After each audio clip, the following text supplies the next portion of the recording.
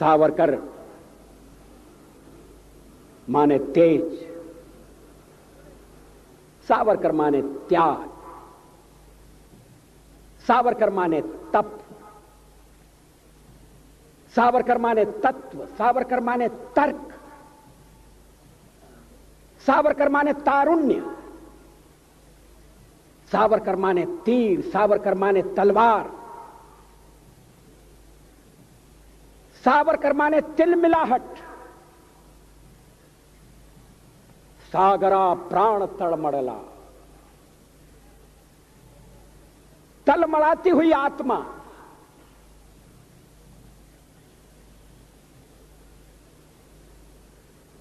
सावरकर माने तितीक्षा, सावरकर माने तीखापन,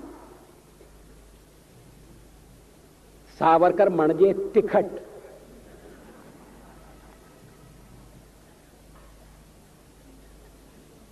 कैसा बहुरंगी व्यक्तित्व।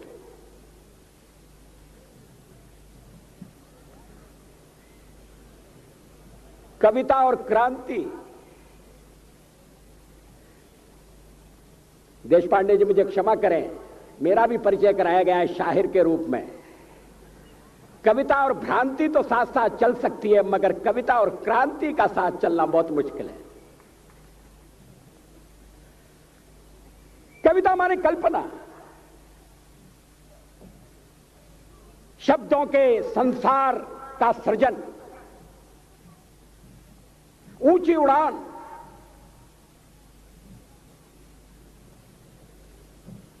और कभी कभी ऊंची उड़ान में अगर धरातल से पांव उठ जाए, वास्तविकता से नाता टूट जाए, तो कभी कोई शिकायत नहीं होगी। उसके आलोचक भी इस बात के लिए उसकी टीका नहीं करेंगे। मगर सावरकर जी का कवि ऊंची से ऊंची उड़ान भरता था। सावरकर में ऊंचाई भी थी और गहराई भी थी, मगर उन्होंने यथार्थ की धरती से कभी नाता नहीं तोड़ा।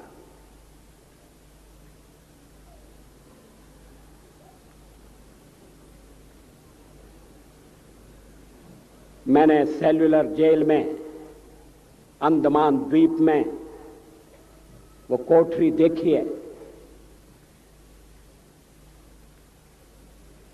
जिसमें सावरकर जी को अपने जीवन का बहुत महत्वपूर्ण अंश तिल तिल जलकर मिटाना पड़ा था। सावरकर जी की अतिरिक्त सुरक्षा का प्रबंध था। कमरे के बाहर कोठरी, काल कोठरी के बाहर एक कोठरी, और कैदियों से तो दालान में जाकर मिला जा सकता था। सावरकर जी की कोठरी के आगे भी एक कोठरी बनाकर सींचे खड़े कर दिए गए। सागर का किनारा,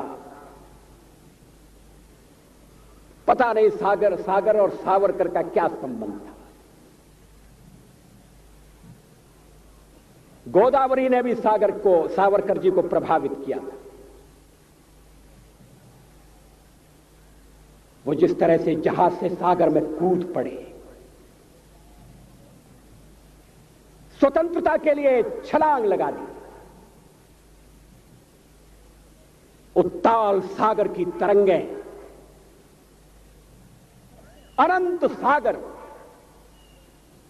अपार जलराशि, कहां किनारा है, कौन सा ठिकाना मिलेगा, इसका भरोसा नहीं। मगर अंतःकरण में एक संकल्प, मैं पराधीनता स्वीकार नहीं करूंगा। ऐसा संकल्प, ऐसा पराक्रम, ऐसा पौरुष, सागर से दो दो हाथ करने का फैसला।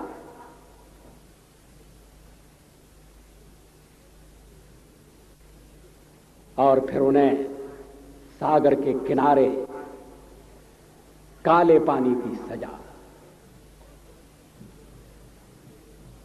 मैंने वो कोलू भी देखा है जिसमें कैदियों को जोत कर तेल निकालना पड़ता था। सावरकर जी ने अपनी जीवनी में इन सारे प्रसंगों का उल्लेख किया है,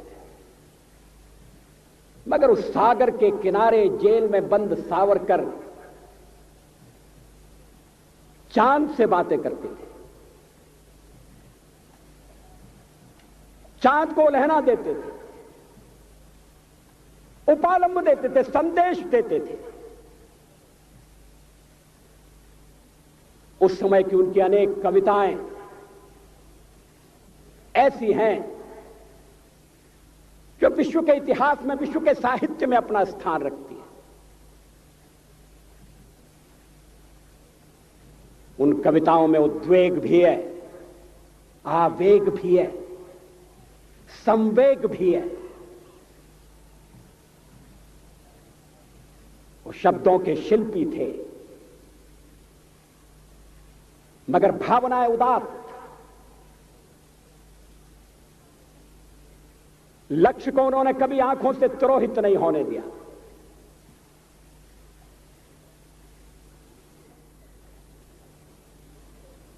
सावरकर जी से मेरा परिचय एक पहले कवि के नाते होगा। उनके क्रांतिकारी स्वरूप से तो सभी लोग अवगत थे। मुझे कविता में थोड़ी सी रुचि, संघ के साथ मेरा संपर्क, सावरकर जी की कविताओं का गायन मेरे लिए मराठी समझना मुश्किल था, लेकिन मैंने थोड़ा थोड़ा सीखने का प्रयत्न किया। मैं ग्वालियर का हूं और ग्वालियर की अपनी मराठी है। वरचा मजला खाली आहे, ये पुणे वालों की समझ में नहीं आएगा। जो मजला नीचे कैसे हो सकता है, मगर ये ग्वालियर ने मराठी में जो योगदान दिया है, यह उसका सबूत है। मैंने सावरकर जी की कुछ कविताओं का हिंदी में अनुवाद करने का प्रयत्न किया। मैं चमत्कृत रह गया। कोई क्रांतिकारी होते हुए इतना अच्छा कवि कैसे हो सकता है?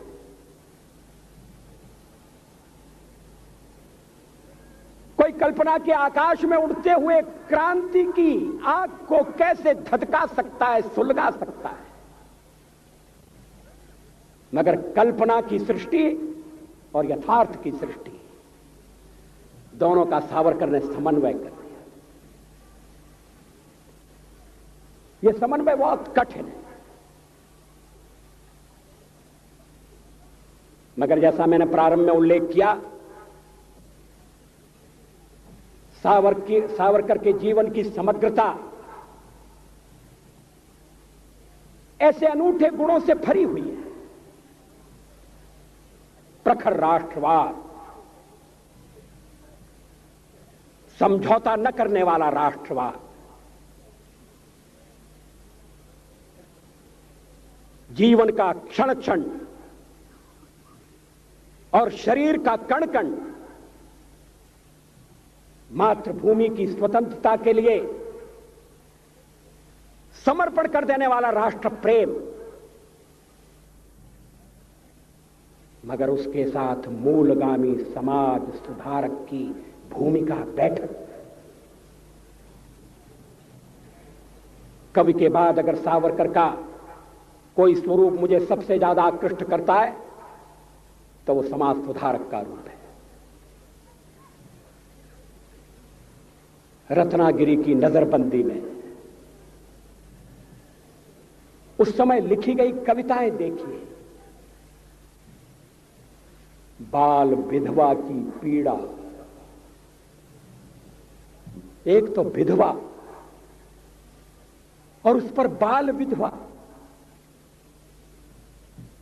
पुनर्विवाह पर प्रतिबंध,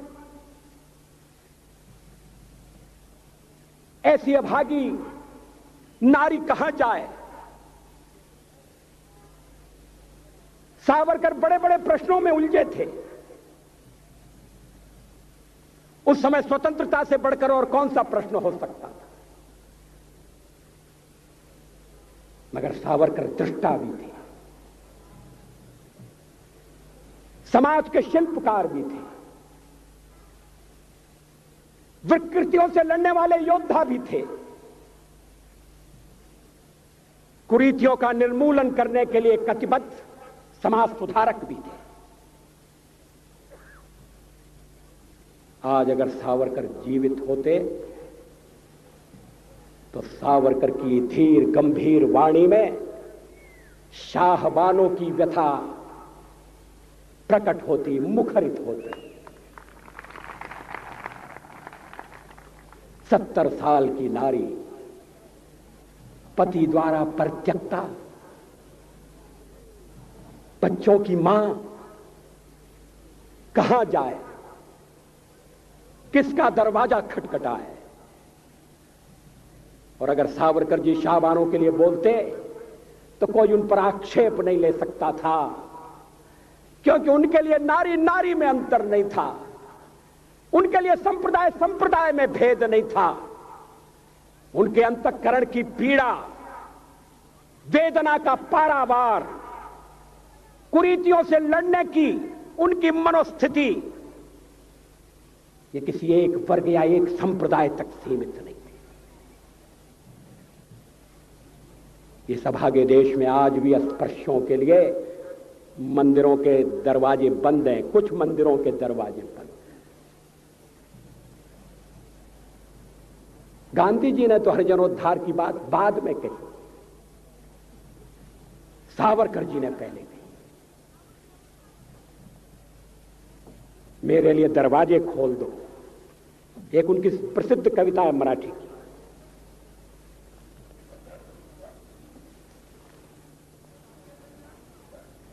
मला देवांचा दर्शन घेऊया,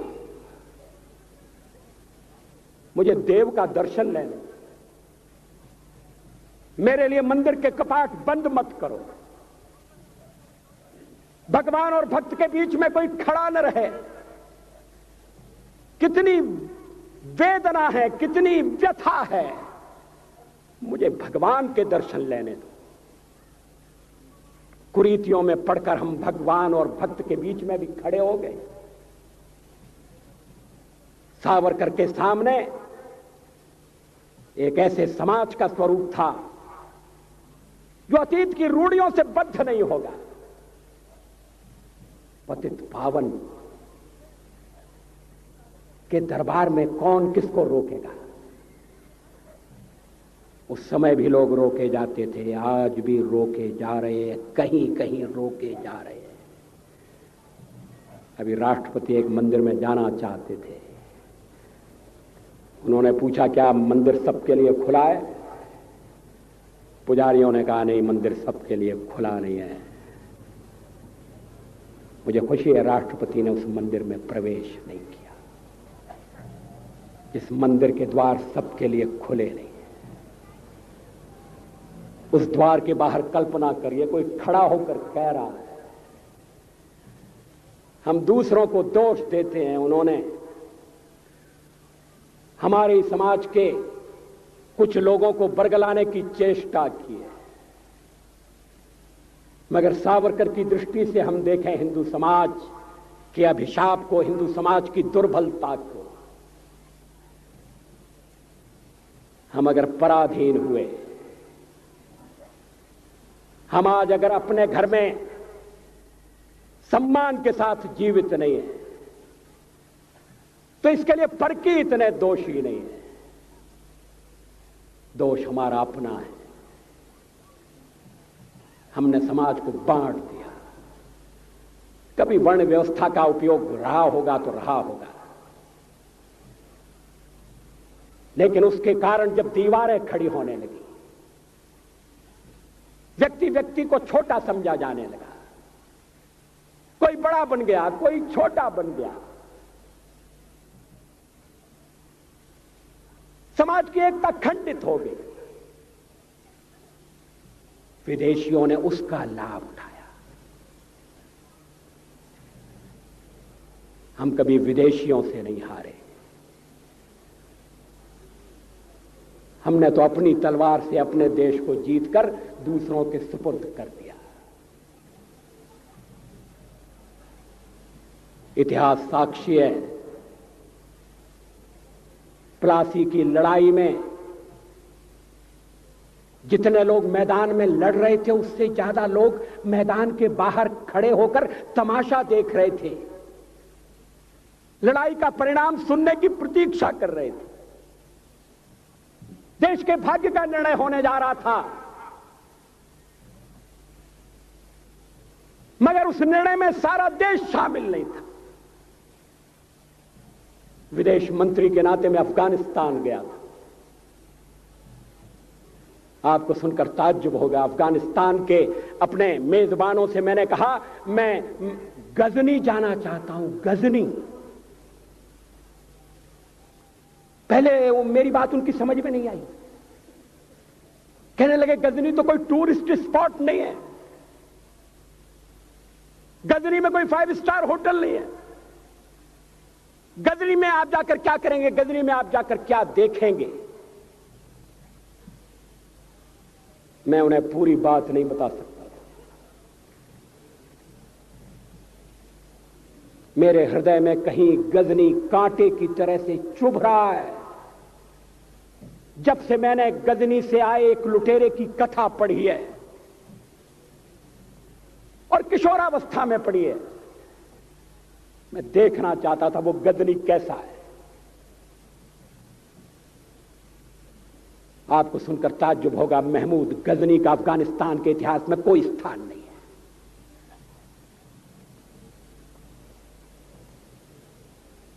गजनी छोटी सी जगह है, छोटा सा गांव है।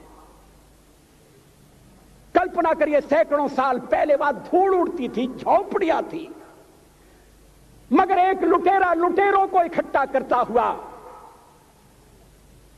सोने की चिड़िया को लूटने के लिए चला आया। आपस की फूट से जो राजा है वो लड़ेगा, जो क्षत्रिय है वो लड़ेगा। हमने समाज के बहुत बड़े वर्ग को लड़ने के अधिकार से वंचित कर दिया।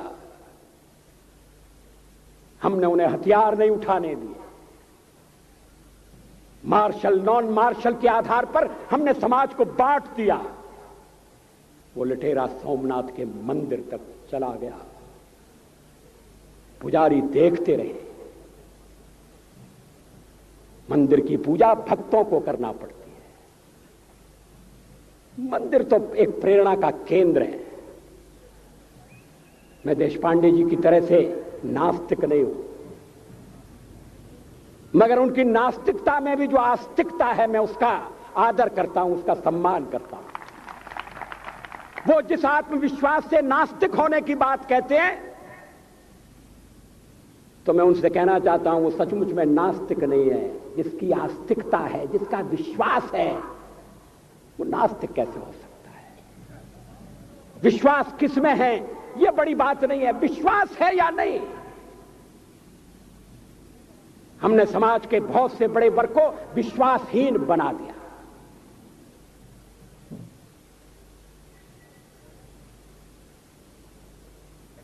लोगों ने हथियार नहीं उठाए, वेद पढ़ने के दरवाजे बंद कर दिए। इसलिए हम पादाक्रांत हुए। अफगानिस्तान में मैंने एक बात और देखी। मुझे जिस होटल में ठहराया गया उसका नाम था कनिष्क। अफगानिस्तान एक मुस्लिम देश है। मुझे बड़ा ताज्जुब हुआ। मैंने कहा कनिष्क यहां कहां से आया? तो मेरे साथ अफगानिस्तान के विदेश मंत्री थे। मैंने कहा कनिष्क आपका कौन लगता है? कनिष्क से आपका क्या संबंध है? कहने लगे कनिष्क हमारा पूर्वज है, कनिष्क हमारा पुरखा है। He was one of our forefathers। मैंने कहा तब तो हमारे आपके पुरखे एक हैं। अफगानिस्तान के लोगों ने उपासना पद्धति बदली है, संस्कृति नहीं बदली। आज के भारत के परिवेश में यह सुनने के बाद थोड़ा विचित्र लगता है। हमारे यहां तो धर्मांतरण के साथ राष्ट्रांतरण होता है, ऐसा दृश्य दिखाई देता है। पड़ोसी देशों में ऐसा नहीं हुआ। अभी राम जन्मभूमि का मामला चल रहा है। एक विदेशी आए, कहने लगे राम जन्मभूमि का क्या झगड़ा है। हमने कहा इस पर विवाद हो रहा है कि श्री राम कहां पैदा हुए थे, और जहां पैदा हुए थे वो स्थान उनके मंदिर के लिए प्रयुक्त किया जाए या न किया जाए। वो इंडोनेशिया से आए थे, वो मुसलमान है। कहने लगे हम तो समझते थे कि राम के लिए सारे भारत में आदर होगा, सम्मान होगा। हमने कहा ये आपने कैसे समझा। कहने लगे आप तो इंडोनेशिया आ चुके हैं, इंडोनेशिया में बहुत से लोगों ने इस्लाम स्वीकार कर लिया, मगर श्री राम को विस्मृत नहीं किया, श्री राम को भुलाया नहीं। इंडोनेशिया के बाली द्वीप में 1 महीने रामायण की लीला होती है। मैं उस समारोह में जा चुका हूं। उस समय भी विदेश मंत्री मेरे पास बैठे थे। मैंने कहा ये रामायण ये क्या हो रहा है। मैंने कहा एक्सीलेंसी ये मंच पर क्या हो रहा है। कहने लगे एक्सीलेंसी आपको पता होना चाहिए। हमने कहा मुझे तो पता है मगर मैं जानना चाहता हूं। कहने लगे ये रामायण है, ये राम है, ये लक्ष्मण है, ये सीता है। हमने कहा इनसे आपका क्या संबंध है, आप तो मुसलमान हैं। कहने लगे हमारा संबंध बहुत पुराना है, हमारा तब का संबंध है जब हम मुसलमान नहीं हुए थे। थाईलैंड की राजधानी अयोध्या कही जाती है। थाईलैंड के राजा को आज भी राम कहा जाता है।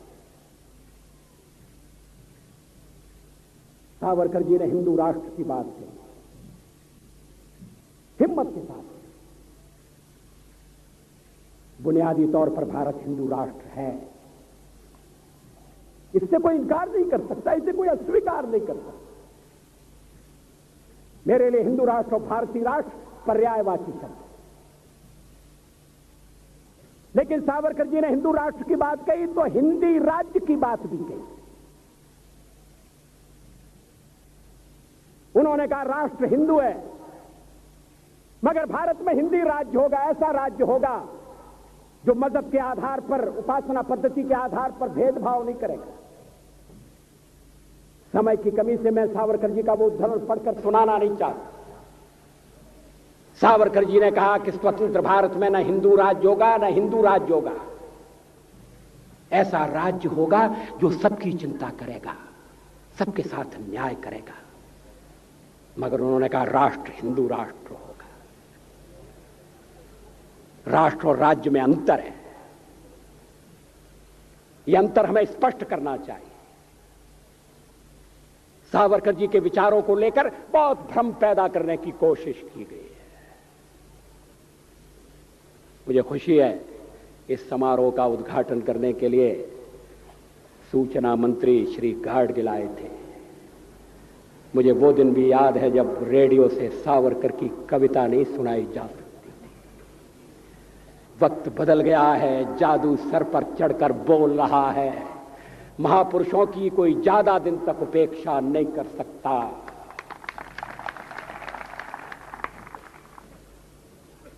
राजकारण की वजह से सावरकर की उपेक्षा हुई। सावरकर का हमने सही मूल्यांकन नहीं किया। मैंने तो बहुत कम उम्र में सावरकर जी को देखा था, सुना था। बिंदु माधव जोशी ने मेरी कविता का उल्लेख किया, हिंदू तन मन हिंदू जीवन रग रग हिंदू मेरा परिचय। ये मैं 10वें दर्जे में पढ़ता था, उस समय की लिखी हुई कविता है। लोग कहते हैं वो कविता लिखने वाला वाजपेयी अलग था, जो राजकारण करने वाला वाजपेयी वो अलग है। इसमें कोई सच्चाई नहीं है। मैं हिंदू हूं ये मैं कैसे भूल सकता हूं, किसी को भूलना भी नहीं चाहिए। मगर मेरा हिंदुत्व सीमित नहीं है, संकुचित नहीं है। मेरा हिंदुत्व हरिजन के लिए मंदिर के दरवाजे बंद नहीं कर सकता। मेरा हिंदुत्व अंतर प्रांतीय, अंतर जाति, अंतरराष्ट्रीय विवाहों का विरोध नहीं करता। हिंदुत्व सचमुच में विशाल है। मेरा हिंदुत्व क्या, हम तो एक कण की तरह से हैं, सावरकर जी एक पर्वत की तरह से। हम लोग तो एक बिंदु हैं, सावरकर सिंधु की तरह से। मगर कण में भी, बिंदु में भी वही गुण है, वही क्षमता है। सावरकर जी को हम समझने का प्रयत्न करें। सावरकर जी की विचारधारा का विश्लेषण करें। सावरकर जी के चिंतन के बारे में हम अनुसंधान करें और सावरकर के संदेश को घर घर तक, व्यक्ति व्यक्ति तक पहुंचाने का प्रयास करें। मुझे खुशी है यह समारोह इसी निमित्त हो रहा है कि सावरकर घर घर तक पहुंचाए जाएं। मैं इस समारोह की सफलता चाहता हूं। मैंने पुणे में आकर अपना कर्तव्य किया है। अगर संचालक समिति इस कार्यक्रम के सूत्रधार मुझे इस कार्यक्रम के निमित्त कहीं और भी ले जाना चाहेंगे तो मैं अपनी सेवाएं उनको समर्पित करता हूं। वैसे भी मैं खाली हो गया हूं, काम की तलाश में हूं। ग्वालियर वालों ने पार्लियामेंट से मेरी छुट्टी कर दी है, पार्टी वालों ने अध्यक्ष पद से मुझे मुक्ति दे दी है। अब मेरे पास समय है और मैं अगर ये समय, थोड़ा समय सावरकर जी के प्रति जो अन्याय हुआ है और जिसमें हम सब लोग शामिल थे, उस अन्याय का थोड़ा सा परिमार्जन करने में लगा सकें तो आज का ये समारोह सफल होगा। बहुत बहुत धन्यवाद। नमस्कार।